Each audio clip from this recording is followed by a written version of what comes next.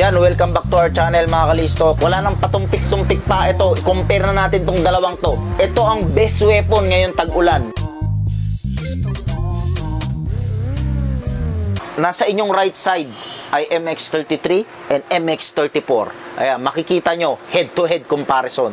Bakit lumabas tong MX-34? Ititigil na yung design ng MX-33. Di natin alam bakit nila ihihinto to. Which is napaka-effective na itong MX-33. Effective po to. Kung di nyo pa na-testing, testingin nyo na mga kalisto. Habang may stock pa tayo ng MX-33. Pero kung medyo gusto nyong bagong design, bagong feature, bagong technology ang gusto nyo, is MX-34 na kayo. Mas mahal lang ng kaunti ang MX-34. By the way, ito ang MX-53. Hindi pantay-pantay yung spike niya. Makikita nyo, ayan, Hindi pantay-pantay yung spike niya, makikita nyo, ayan, tabi-tabingi, tabi-tabingi, ayan. Ang MX-53, bonus lang yan. Pati ito, hindi pantay yung diretsyo ng spike nito. Tapos ito pantay. Tapos hindi sila magkatapat. So nasa medium siya. Pwede sa matigas, pwede sa putik.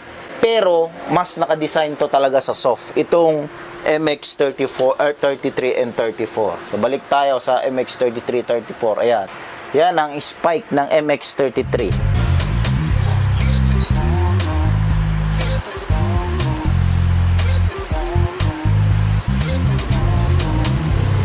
Yan yung side ng MX-33.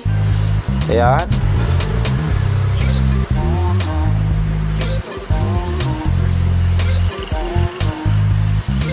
Ito naman yung MX-34.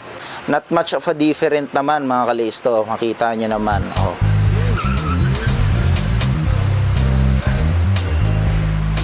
Yan. Yan ang MX-34. Yan.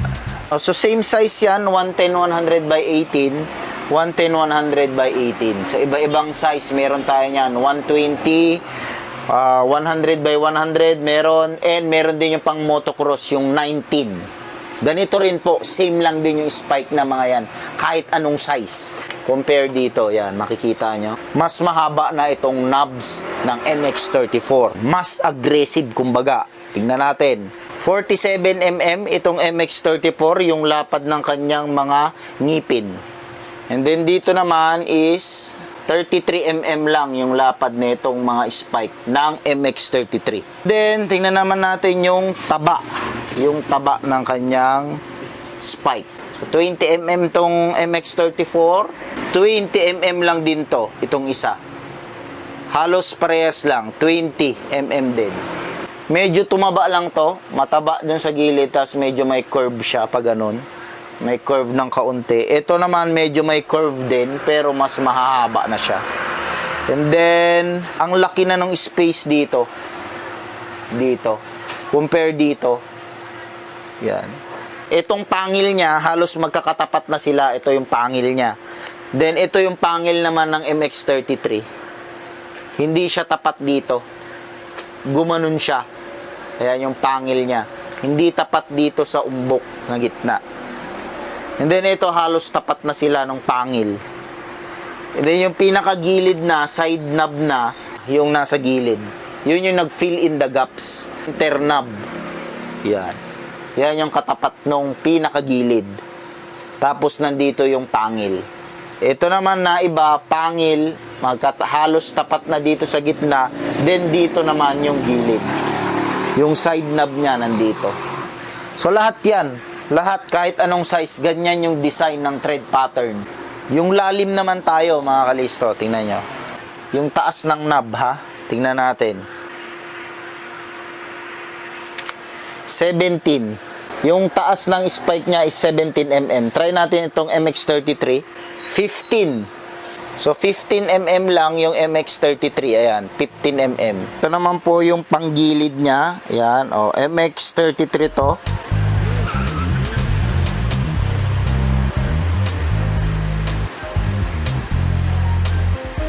MX-34, ito yung gilid.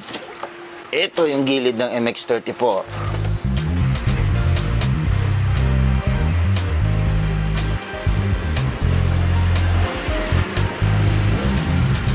Walang perpektong gulong mga kalisto, kahit gaano kamahal yan.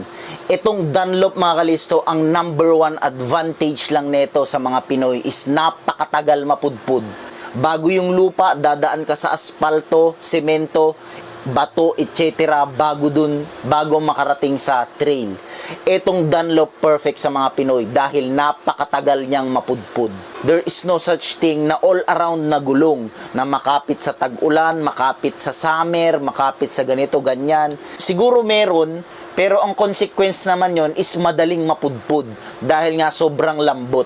Ito, matigas. Kahit anong Dunlop, matitigas. Kahit soft. Kahit nakatag siya as soft, matigas pa rin ang Dunlop. Kaya napakatagal pong mapudpud sa kalsada. As in, sobrang tagal mga kalisto. Ganyan ang Dunlop. Kaya gustong gusto ko tong Dunlop na to dahil sulit. Kahit mahal, pero napakatagal naman mapudpud. Bawing-bawi mo rin mga kalisto. Compare dun sa mahal na malalambot, mura na malalambot, talagang mabilis mapudpud. Ito napakatagal talaga. Check nyo mga kalisto, kahit dun sa mga katrail nyo, sa kakilala nyo mga trail rider, check nyo yung mga Dunlop nila, napakatagal pong mapudpud. Tanungin nyo kung ilang taon nang nakasalpak yan sa kanilang mga motor. Kahit gaano ka-active sila sa trail, tanungin nyo kung gaano katagal na yan nakasalpak sa kanilang mga motor. Matagal talaga mapudpud to.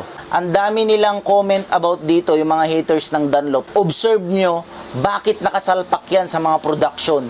Out of the box nakasalpak Dunlop. Karamihan ng mga production ang nakasalpak is Dunlop. Sinalpak nila dyan sa mga motor na yan para madulas, para hindi maging effective yung kanilang mga motor. Yan lang naman ang comment ko sa mga haters ng Dunlop. Nababasa ko sa comment is maraming haters nga talaga yung Dunlop. Made in Indonesia ang Dunlop. Average price siya. Napakaraming brand na mas mahal pa dito sa Dunlop. Nasa gitna siya. Hindi siya mura, hindi siya sobrang mahal. Nasa gitna siya. Kaya pasok sa mga Pinoy kung may konting budget ka. Dunlop ka na lang kasi napakatagal talaga mapudpud nito. Part 2, i-review natin itong Dunlop MX-34. Ikakabit natin yan sa motor natin and iti-trail natin. Abangan nyo lang yan sa part 2 ng review natin sa MX-34. Nasa description yung link kung gusto nyo mag-order ng cash on delivery or walk-in kayo dito sa shop. Waste nyo lang yung Listo Moto along Condiman Street Corner, Del Monte Avenue mga kalisto. Kung gusto nyo ng Dunlop mga kalisto, meron tayong mga sizes. Lahat ng sizes ng off-road is meron tayo. MX-53, 33, and 34 mga kalisto. MX-53, 34, and 33. Ayan. So don't forget to subscribe and click that bell notification kung gusto nyo ng ganitong klaseng content mga kalisto. Ayan. See you sa trail mga kalisto. Lahat ng ahon ay aahonin. Lahat ng pasulong ay susulungin mga kalisto dito sa Dunlop MX-34. That's all mga kalisto. Don't forget to subscribe and comment below MX-34 user.